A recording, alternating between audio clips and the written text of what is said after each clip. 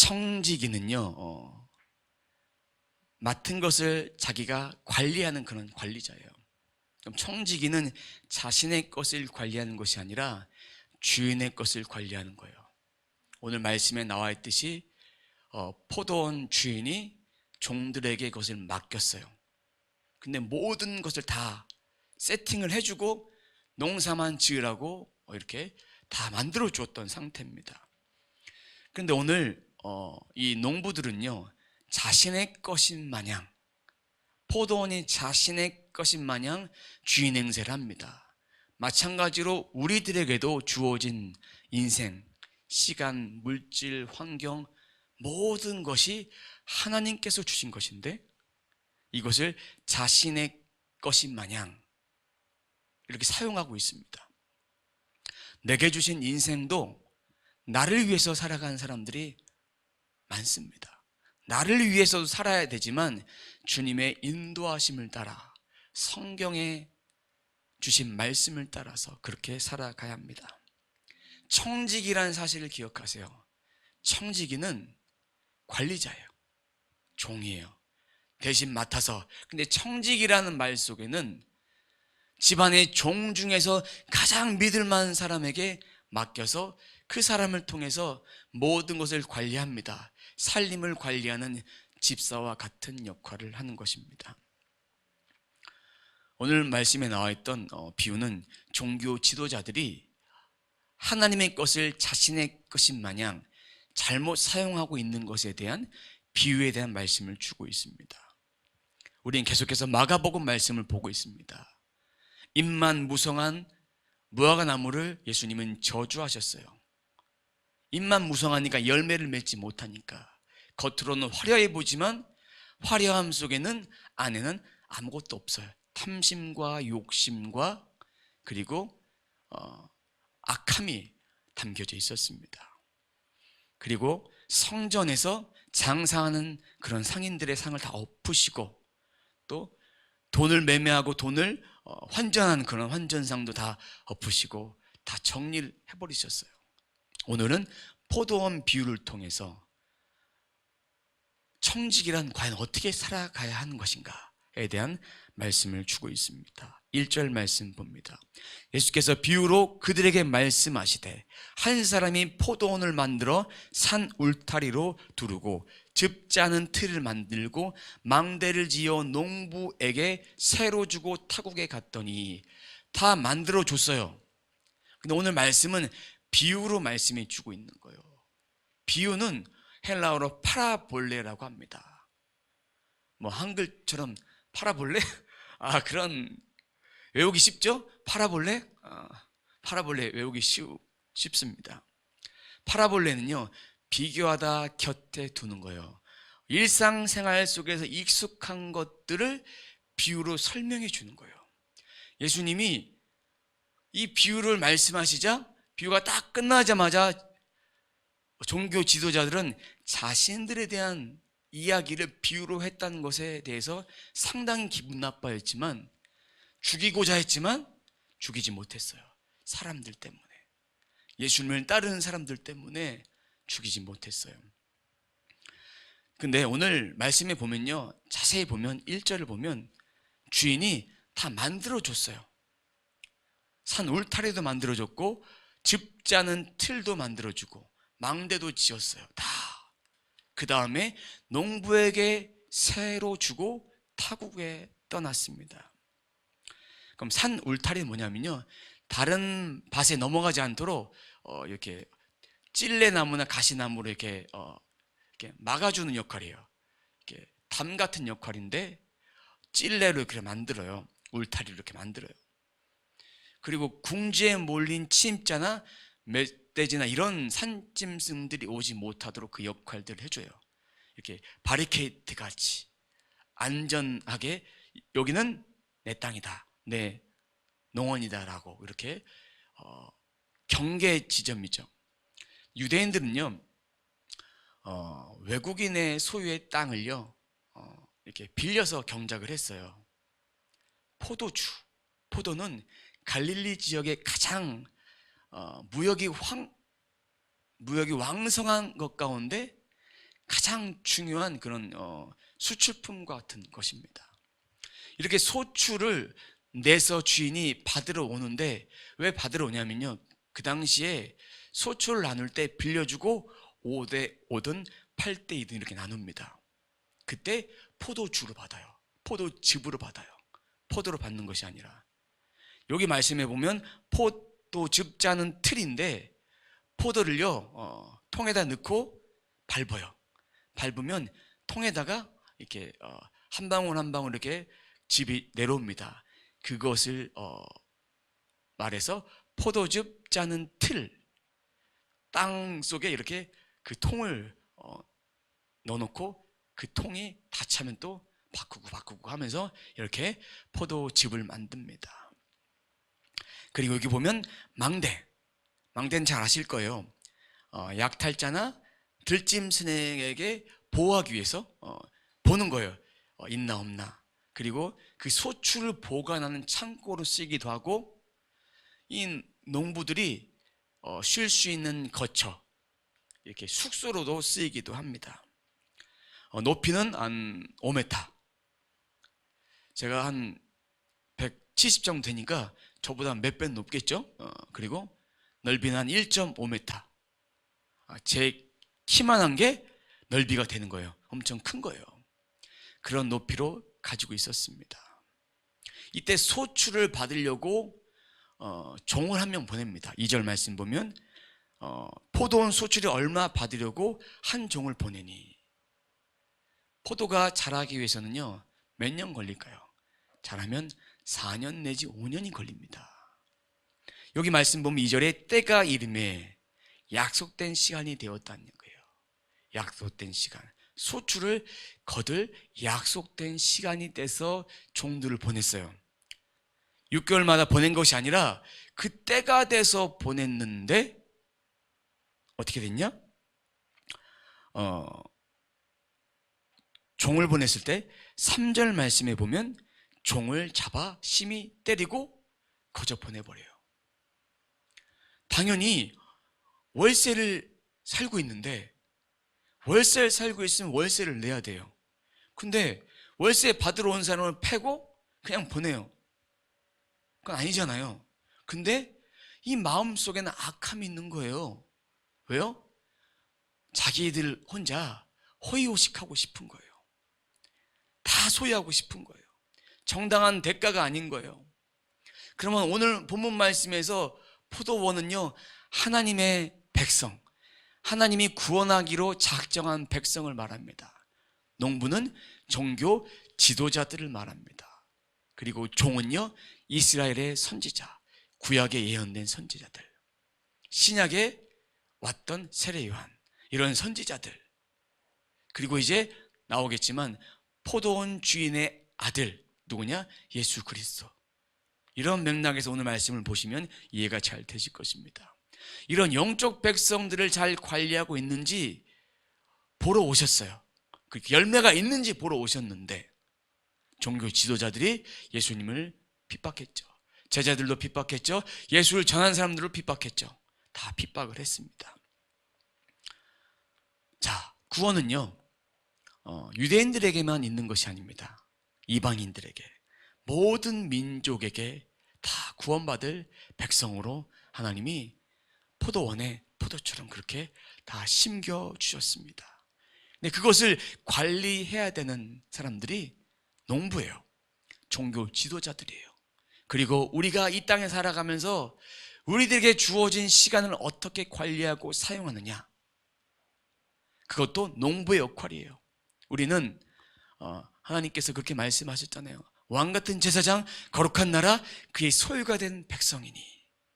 우리는 다 왕같은 제사장이에요. 제사장으로서 그런 농부의 역할들을 감당하는 거예요. 농부의 역할들을.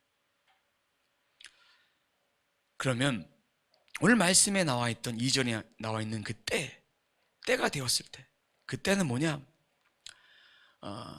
하나님의 영원한 시간을 크로노스라고 합니다. 영원한 시간, 우리의 시간이 아니라 영원한 시간은 크로노스인데, 이 크로노스 안에 카이로스가 있습니다. 유한한 시간, 얼마 남지 않은 시간, 우리의 인생이 카이로스인 거예요. 이 시간 안에서 우리는 살아가는데 농사도 짓고 밥도 먹고 친구도 만나고 신앙생활도 하고 여러 가지 다 하죠. 그런 카이로스의 시간을 말하는 거예요. 그럼 그 시간이 얼마 남지 않은 거예요. 그 시간이 우리가 살아봤자 100년도 못 사는데, 그 시간, 오늘 본문 기준으로 말하자면 포도가 소출을 맺을 그 시점, 우리들에게 적용해 본다면, 우리가 이 땅의 생명이 끝나고 하나님 앞에 갔을 때, 우리의 인생을 다 계산하실 때, 그때에 너는 어떻게 살았느냐 라고 주님 물으신다면, 이 종교 지도자처럼 그렇게 예수님을 거부하고 종들을 다 때려 죽여버리고 이런 악한 일을 행해서는 안 된다는 것입니다. 주어진 시간을 어떻게 사용하느냐에 따라서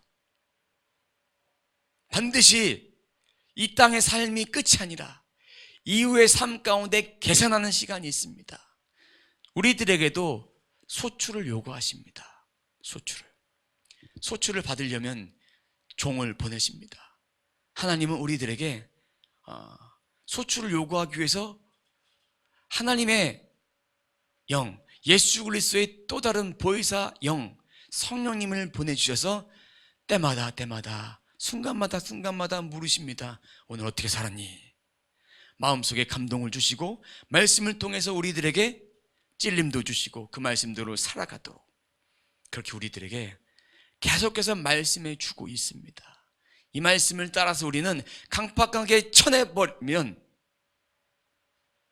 농부, 준비가 되지 않은 농부, 악한 농부가 될 수밖에 없습니다. 주신 시간을 잘 사용하느냐 사용하지 못하느냐는 하나님의 자녀로서 이 속에 거하신 성령의 인도하심대로 살아가느냐, 말씀의 인도하심대로 살아가느냐, 그렇지 못하느냐에 따라서 우리의 인생이 달라지고 있는 것입니다. 근데 3절에 보면요, 심히 때렸어요. 청직이란 신분을 망각했죠. 근데 4절에 보면 머리에 상처를 주었다고 되어 있어요. 한번 읽어보도록 하겠습니다. 다시 다른 종을 보내니 그의 머리에 상처를 내고 능욕하였거늘. 5절입니다. 또 다른 종을 보내니 그들이 그를 죽이고 또 그 외 많은 종들도 더러는 때리고 더러는 죽인지라. 말씀에 꼴을 먹여서 잘 자랐으면, 잘 열심히 농사를 지었으면 주인님에게 보여주십시오 라고 당당하게 소출을 주었을 거예요. 근데 여긴 두 가지 마음이 있을 것 같아요. 한 가지 마음은 자기 혼자 호의호식하기 위해서, 또 하나는 제대로 농사 짓지 않았기 때문에. 근데 그들은 자신이 농사를 짓는 자라고 생각하지 않았어요. 농부라고 생각하지 않았어요. 지도자다, 선생이다. 왜요? 가르치기만 했으니까. 이 영혼을 돌보지 않고 가르치고 율법을 어겼을 때는 징계하고 쫓아내고 이렇게 책망하고 엄히 징계하고 이런 일들만 했습니다. 떳떳했으면 당당하게 줬을 거예요. 당당하게. 근데 두 번째 종에게 폭력을 행했는데 머리에 상처를 줬다. 그만큼 엄청난 그 상처를, 마음의 상처, 몸의 상처를 입혔다는 얘기죠. 그리고 능욕했다. 더 중요한 것은 5절에 죽였대요. 죽여버렸대요. 패고 죽이고 패고 죽이고 패고 죽이고 거절하는 그런 강팍한 심령이 여기 있어요. 하나님은 이 종들에게, 그 종들을 보내서 기회를 분명히 지금 예수님의 사역한 공생의 기간 동안에 다 주셨어요. 이미 주셨어요.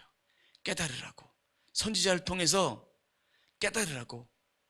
근데 구약에 있는 그 엘리야로 보내주신 분이 바로 세례 요한이잖아요. 그 요한인데 강팍하게 다 쳐내버렸어요. 종교 지도자들은 기회를 계속해서 주었어요. 회개를 베풀라고 회개의 세례를 하도록 기회를 주었는데 그들은 거절했어요. 자신이 눈뜬 맹인이라는 사실을 모르고 하나님 앞에 있는 죄인이라는 것을 모르고 스스로 선생이다 생각했던 것이죠. 회개할 기회를 놓쳐버린 거예요. 더 중요한 건 뭔지 아십니까? 예수님의 십자가의 사건, 하늘이 열리고 땅이 진동하고 그런 역사를 봐도 깨닫지 못하고 돌문이 움직여서 예수님의 시신이, 예수님이 부활하신 그 시신이 없어져도 경비병들이 돈을 주고 그들의 제자들이 훔쳐갔다, 이렇게 소문을 다 퍼뜨려라. 얼마나 악합니까? 그 역사들을 다 보고도 깨닫지 못하는 것이 우리 인간인 거예요. 순간 방심하면 안 되는 거예요. 내 믿음이 이만큼 하면 되겠지 하지만 방심하는 순간 넘어지는 거예요. 손줄로 생각하지 말라고 말해주고 있지 않습니까? 항상 넘어질까 두려워하며 하나님의 손을 붙잡고 그렇게 우리는 걸어가야 합니다. 이런 기회마저도 놓치고 있는 것이 종교 지도자들이고 우리의 삶이 아닌가 싶습니다. 근데 우리는 이 삶 가운데 놓쳐졌다 할지라도 그 손을 붙잡고 다시 일어나면 돼요. 일어나면 돼요. 그래야만 영적인 힘을 공급받아서 다시 일어날 수 있습니다. 말씀이 우리를 살리는 생명이요, 성령이 우리를 살리는 심장과 같은 거예요. 기도해야만 사는 것이고 말씀 봐야만 사는 것이고 순간순간마다 주의 말씀대로 순종할 때 주님은 또 다른 더 좋은 일들을, 우리가 할 수 없는 것들도 하나님께서 풀어주시는 거예요. 하나님이 우리의 생명을 허락지 않으시면 오늘도 살 수 없습니다. 내일도 살 수 없어요. 내일 어떤 일이 일어날지 우리는 알 수 없어요. 그 인생을 살아가는데 그 인생 가운데 무엇이 걱정이 있겠습니까? 다 몰라요. 세상에는 모든 사람들도 다 몰라요. 점쟁이는 지난 과거는 맞춰요. 그리고 네 인생에 안 꼬이려면 부족 써야 된다, 복채 많이 내야 된다, 내린꽃 해야 된다, 이렇게 협박하지 않습니까? 하나님은 그런 하나님이 아니에요. 돈 보고 하나님은 자녀들에게 다가오신 분이 아니에요. 하나님은 하나님의 자녀가 되기를 원하시는 그런 마음이 있는, 사랑이 있는 거예요. 회개하고 돌아오면 다 받아주시는 거예요. 우리가 알아야 될 것은 회개했으면 다른 사람에게 잘못한 일은 우리가 반드시 용서를 구해야 돼요. 잘못한 사람한테 가서 나 회개했으니까 하나님 용서해 주셨어, 그러면 그 사람이 과연 하나님 어떻게 생각하겠습니까? 신앙은, 믿음은 관계인 거예요. 하나님과의 관계, 인간과 인간의 관계, 그것이 십자가를 통해서 연결되어지는 거예요. 하나님과 우리와의 관계는 수평이 아니라 수직이지만 인간과의 관계, 수평 관계에서 하나님과 관계가 풀려졌을 때 이렇게 되어지는 거예요. 아무리 인간과의 관계를 풀려고 해도 이 사람이 풀려는 마음이 없다면 하나님께 기도하시고 그리고 회개하시고 이 사람에게 진심을 다해서 그렇게 회개할 때 그 사람의 마음이 점점 녹아지고 점점 회복되어졌을 때 용서를 구해도 용서가 받아지는 거예요. 오늘 이 말씀을 보면서 포도는 무성해 보이는 것 같지만, 겉은 무성해 보이는 것 같지만, 겉은 무성해 보이지만 속은 아무것도 없는 거예요. 포도를 따먹으려고 보면 포도가 다 뭐라고 표현해야 되나요? 이게 겉에는 좋아 보이지, 안에는 다 시들어서 달콤한 게 하나도 없어요. 그거는, 그 포도는 못 파는 거예요. 포도즙으로도 못 내요. 최상품만 포도즙으로 내어지는 거예요. 그러면 이 말씀을 통해서 우리가 바라봐야 될 것은 우리 자신을 점검해야 돼요. 우리가 그렇게 살지 못했다면 깨어 있어야 되고 회개해야 되고 일어나야 되고 깨어나야 되고 살아내야 합니다. 바뀌어야 되는 거예요. 바뀌어야 돼요. 바뀌지 않고는 아무리 좋은 말 많이 들어도, 좋은 책 많이 읽어도 그 사람이 변하겠습니까? 변하지 않아요. 어저께 잠깐 영화 예고편을 잠깐 봤어요. 제가 특별한 달란트가 있는데 영화를 보면, 어떤 걸 보면 제목을 기억을 못해요. 방금 영화를 보고 나와도 무슨 영화 봤냐고 물어보면 기억이 안 난다고. 근데 그 영화에서 성경책에 나왔어요. 성경책에 나왔는데 이게 누군가에게 죄를 져서 이제 사기치고 막 그래서 들어와서 성경책을 펼쳐 성경을 읽는데, 이제 좀 이게 뭐라 그러죠? 이게 보석인가 하면 감면이 돼서 이렇게 좀 특사로 나가게 되면 어떻게 사시겠습니까? 라는 그런 질문을 했는데, 자신의 잘못을 회개하는 것 같지만 특사로 나가서 실상을 보니까 입에서 욕이 안 떠나더라고요. 그러면서 유도하다가 다친 동생에게 붙어 살면서 이렇게 악한 모습이 저를 나오더라고요. 제가 이걸 왜 말씀드리느냐, 겉에 보기에, 이 법관들이 보기에, 교도관들을 보기에 신실해 보여요. 뉘치는 것 같이 보여. 눈물도 나더라고. 근데 가짜이군요. 그런데 실상은 악함이 있는 거예요. 종교 지도자들도 겉으로 볼 때는 선해 보이고 말씀을 잘 지키며 살아가는 것 같지만 그들의 실상은 아닌 거예요. 저도, 여러분들도 그 실상은 어떤지 우리 안에 거하시는 하나님께서 분명히 알고 계십니다. 그리고 우리가 얼마나 악한지, 연약한지, 하나님 떠나면 약함이 계속 발동되는지 알아요. 알면서도 인정하지 않는 것이 인간이에요. 그러니까 악한 거예요. 그러니까 하나님이 필요한 거예요. 예수 믿는 다른 사람들 악합니다. 악해요. 왜? 그들이 말씀대로 살지 않기 때문에. 입술로만 말씀대로 산다고 고백했기 때문에. 말씀이 내게 임하면 그런 삶도 교정되고 바꿔지고, 그런 삶을 위해서 우리는 부단히 회개하는 거예요. 부단히 노력하고 주님 앞에 서는 거예요.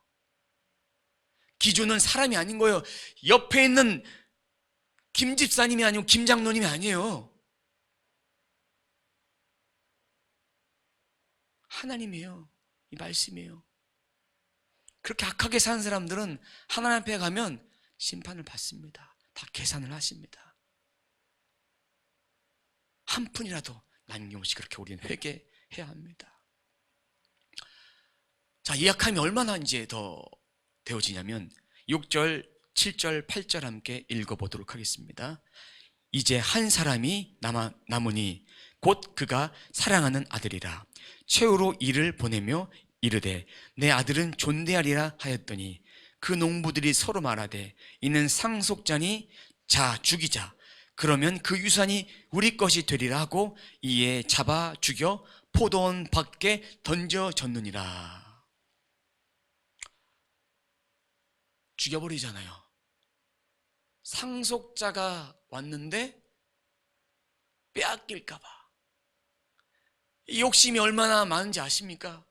자기 것인 마냥 자기는 그냥 관리자고 청직이고 농부인데 아들이 왔으니까 우리 것이 되겠다.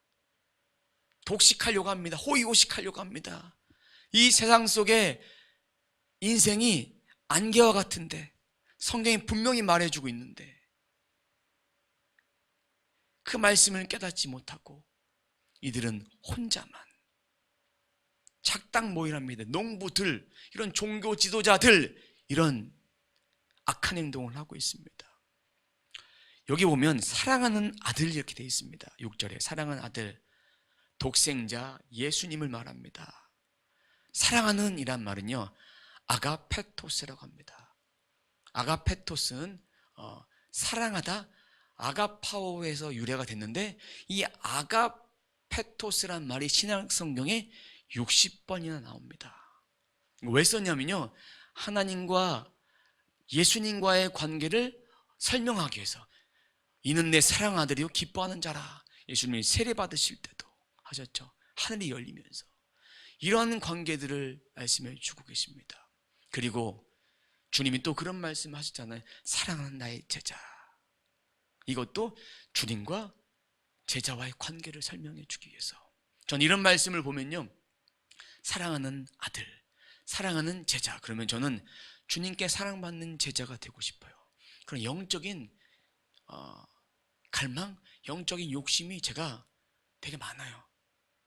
말씀도 더 깊게 더 사모함으로 더 붙들고 싶고, 기도를 하더라도 더 하나님 앞에 더 다른 사람보다 더 많이 하고 싶고, 이렇게 깊어지는 관계, 친밀한 관계도 더 주님 앞에 사랑받는 자가 되고 싶어서 그런 욕심들, 영적인 욕심들이 있습니다. 여러분들도 그런 욕심은 괜찮아요. 주님 사랑하는 그 욕심이 더 많아지면 어떻게 했습니까? 더 겸손해질 수밖에 없어요. 교만하려고 하는 순간 하나님이 내쳐버리니까 더 겸손하게 되기 위해서 아들을 보내신 이유는 바로 이건 거예요. 모든 영혼들을 구원하기 위해서. 근데 아들을 죽이고 어디다 버립니까? 8절에 포도원 밖에 골고다의 십자가 지시고 가시잖아요. 이런 것들을 오늘 말씀을 통해서 말해주고 있습니다. 포도원 지기, 청지기, 책망하기 전에 먼저 종들을 보내주셨어요. 예수님을 보내주셨어요. 그럼에도 불구하고 다 내쳐버리고 패버리고 마음으로 상처 주고 능욕받게 하고 십자가에 달려 계신데 하나님의 아들이라면 내려와라. 십자가 고통받고 계신데 쓸개짓한 포도주를 주면서 비아냥거리면서 마취제거든요. 고통이 덜하거든요. 근데 그 고통을 주님은 다 받으셨어요. 예수 십자가, 어린 양의 공로가 아니면 우리는 그 죄가 사해질 수 없습니다. 이것을 우리는 깨달아야 합니다. 예수님은 종교 지도자들 때문에 죽은 것이 아니에요. 하나님의 구속사를 이루기 위해서 태초부터 계획된 그 구속사를 이루기 위해서 십자가에 돌아가신 것이고, 종교 지도자들은 그들의 악함으로 예수님을 배척한 것이고, 그리고 예수를 판 유다, 가룟 유다도 악한 마음이 들어가서 예수를 팔았지만 기회를 주셨어요. 근데 분명히 이걸 돌이키지 않으면 화가 임할 것이다 했지만 가룟 유다는 목매달아 자살해요. 창자가 다 터지고 그렇게 죽습니다. 돌이킬 수 있는 기회는 하나님은 분명히 주신 거예요. 돌이키지 않으면 어떻게 되느냐? 9절에 말해주고 있습니다. 포도원 주인이 어떻게 하겠느냐? 하나님이에요. 와서 그 농부들을 진멸하고 포도원을 다른 사람에게 주리라. 빼앗긴다는 얘기예요. 진멸하다, 아폴림이라고 합니다. 무슨 뜻이냐면 파괴하다, 멸망시키다, 영어로 kill, 죽여버리다, 없애버리는 거예요. 옮겨버리는 거예요.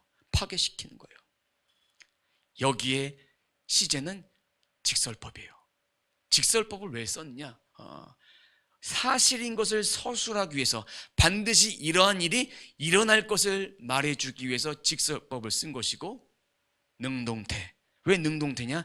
하나님의 심판이 임할 것이기 때문에 능동태고, 미래형, 아직 이 심판은 오지 않았지만 하나님께서 하나님의 아들 예수 그리스도를 다시 재림주로 보내셨을 때, 이 땅에 다시 오실 때에 이 심판이 이루어진다라는 것에 직설법, 능동태, 미래형, 이 시제가 참 중요합니다. 성경을 읽을 때 성경에 이런 게 안 써 있지만 헬라어 문법을 보고 헬라어 성경을 보면 이것이 분명히 나와 있습니다.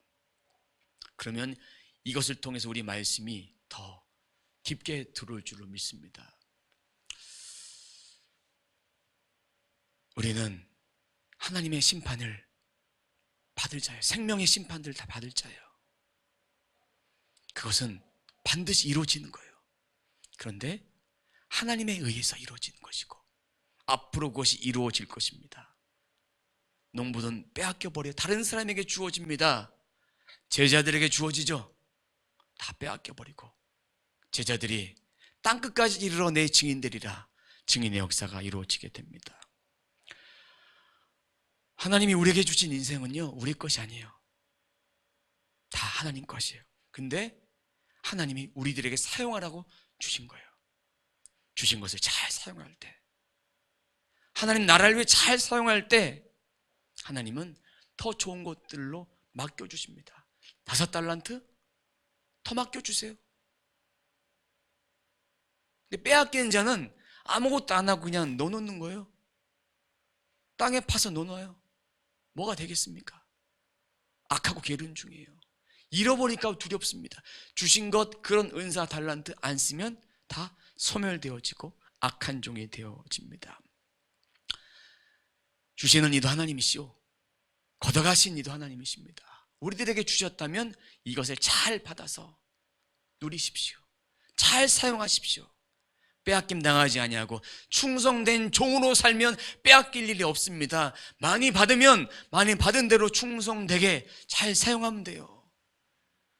각자를 위해서, 하나님 영광을 위해서 그렇게 사용하면 돼요.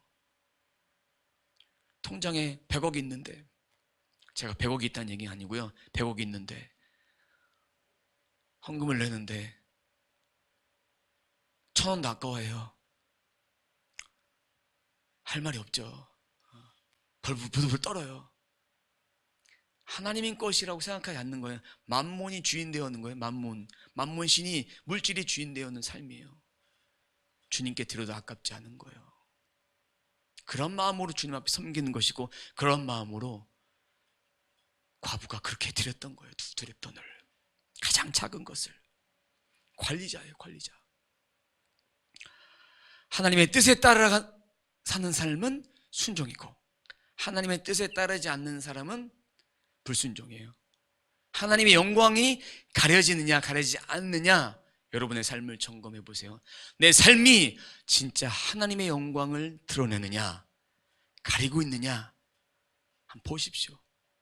말씀에 비추어서 내 삶을 보십시오. 그러면 오늘 말씀에 나와 있는 것이 다 이해가 되실 것입니다. 10절, 11절 봅니다. 너희가 성경의 건축자들이 버린 돌이 모퉁이의 머릿돌이 되었나니 이것은 주로 말미암아 된 것이요 우리의 눈에 놀랍도다 함을 읽어보지도 못하였느냐 하시니라. 건축자, 모퉁이 돌이 되셨어요. 버린 돌이 되셨죠. 모두 다 배척했기 때문에 모퉁이 돌은요, 다른 돌에 비해서 이 돌의 기준이 되는 거예요. 다른 돌보다 기준이 돼서 평범한지 아는지 가름하는 그런 돌이 모퉁이 돌입니다. 근데 주님은 이 성전 헐라 내가 3일 만에 다시 세우리라. 주님 부활하신다는 사건을 말하면서 이 돌들 위에 어떤 거라도 내가 다 갈아서 엎어버리겠다 말씀하셨지 않습니까? 주님이 아니면, 하나님의 뜻이 아니면 모두가 없어져 버리는 거예요. 생명도, 물질도, 환경도, 모든 것들도 다 없어져 버리는 거예요. 그럼 이들은 왜 예수님을 배척했을까요? 예수님이 합당한 자격이 없다. 그 얘기는 자신들만이 합당한 자격이 있다 생각했던 거예요. 버린 돌이 예수님이에요. 배척했죠. 자, 이 말씀을 좀 정리합니다. 성전에 버린 돌, 그 버린 돌이 예수님 되셨는데, 이제 구약에 예언된 성전 예루살렘, 신약의 헤롯 성전 다 없어져 버렸죠. 그 이유는 이 성전 자체가 예수님이기 때문에 그렇습니다. 성전, 그렇기 때문에 다 없어져 버린 거예요. 건물로서의 성전은 이제 존재하지 않습니다. 주님이 그 성전 되어서 우리들의 삶 가운데 각각의 사람들에게 교회로서의 역할들을 감당하는 거예요. 이곳은 예배 드리기 위해서 필요한 예배당인 거예요. 예배 드리기 위해서. 이곳에 예배가 없다면 교회가 아닌 거예요. 예배, 거룩한 곳으로 쓰여지는 거예요. 그러기 위해서는 예배자들이 매일매일 삶 가운데 예배자들이 계속해서 모여서 예배를 드릴 때 그런 모임 에클레시아가 모여져서 교회가 되고 예배당이 되는 거예요. 그런데 우리가 비대면 예배도 드리고 대면 예배도 드리지만 저는 하나님 존전 앞에 있는 코람대로 삶을 살면 그것이 대면 예배라고 생각을 합니다. 근데 예배당에 나와서 예배 드리지 않는다고 예배의 자세가 바뀌어진다, 그건 아닌 거예요. 그건 아닌 거예요. 어떠한 상황이 있다 할지라도 예배 드리는 거예요. 기도할 때는 기도하고 찬송할 때는 찬송하고 다 하는 거예요. 구약에 예언된 성전 예수 그리스도, 신약에 메시아로 오신 예수 그리스도가 지금도 우리의 심령 가운데 이 땅을 통치하신 분입니다. 예수님은 완전하신 성전 되어 주십니다. 어떤 것도 남기지 않습니다. 이제는 우리가 이렇게 살아가야 하는 것입니다. 이렇게 말씀대로 성전이 우리 안에 있는데 우리가 어떤 일을 할 때 두렵고 떨림이 있지 않겠습니까? 저는 이 단에 설 때마다 떨려요. 막 손이 떨리지 않습니까? 지금 떨려요. 왜 떨리냐? 제가 하나님 앞에 제가 이 단에 섰을 때 하루에 3시간 이상 기도하지 않으면 쓰지 말라고 주님 말씀하셨기 때문에 저는 이 단에 섰을 때 항상 두렵고 떨림이 있습니다. 제 다리는 안 보이지만 다리가 부들부들 떨리는 상태에 저는 쓰는 거예요. 항상. 우리 마음에 있어야 될 거 말씀과 성령입니다. 그럼 그분이 우리의 삶을 통해서 이어가십니다. 우리의 삶이 하나님의 영광을 위해서 살아가기 위해서 말씀이 필요한 거예요. 말씀을 보십시오. 그 말씀 보고 기도하십시오. 그래야만 성령의 인도하심을 받을 수 있습니다. 사랑하는 성도 여러분, 모두의 삶이 머릿돌 대신 예수 그리스도가 우리 심령 가운데 세워지는 저와 여러분의 삶이 되시길 주님의 이름으로 축원합니다.